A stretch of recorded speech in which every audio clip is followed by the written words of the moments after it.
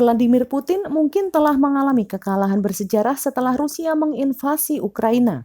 Rusia mungkin belum menaklukkan Ukraina, tetapi Ukraina telah menunjukkan dalam beberapa hari terakhir bahwa mereka tidak akan menyerahkan tanah airnya. Putin mungkin telah memenangkan semua pertempuran di kota-kota besar Ukraina, tetapi dia tetap kalah dalam perang.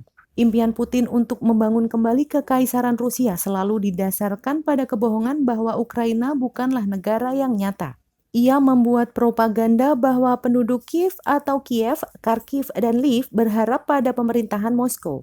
Namun seperti diketahui, klaim tersebut adalah bohong besar karena Ukraina adalah negara dengan sejarah lebih dari 1000 tahun.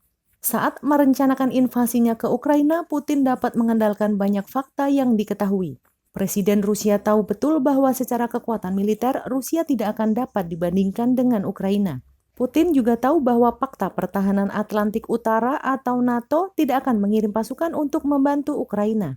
Dia tahu bahwa ketergantungan Eropa pada minyak dan gas Rusia akan membuat negara-negara seperti Jerman ragu untuk menjatuhkan sanksi keras. Berdasarkan fakta yang diketahui ini, rencananya adalah untuk menaklukkan Ukraina dengan keras dan cepat, melumpuhkan pemerintahannya, dan mendirikan rezim boneka di Kiev.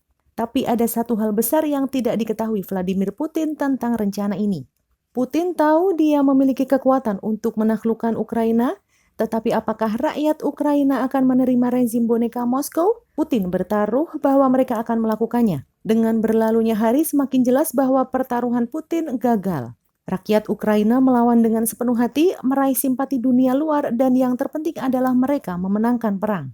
Kenyataan pahit terbentang di depan. Rusia mungkin masih menaklukkan seluruh Ukraina, tetapi untuk memenangkan perang, Rusia harus menguasai Ukraina. Mereka dapat melakukannya hanya jika rakyat Ukraina mengizinkannya, yang tampaknya tidak akan mungkin terjadi. Setiap tank Rusia yang dihancurkan dan setiap tentara Rusia yang terbunuh meningkatkan keberanian Ukraina untuk melawan. Dan setiap orang Ukraina yang terbunuh memperdalam kebencian orang Ukraina terhadap penjajah. Untuk membangun kembali kekaisaran Rusia, Putin membutuhkan kemenangan yang relatif tidak berdarah yang akan mengarah pada pendudukan yang relatif tanpa kebencian. Dengan menumpahkan lebih banyak darah Ukraina, Putin memastikan mimpinya tidak akan pernah terwujud.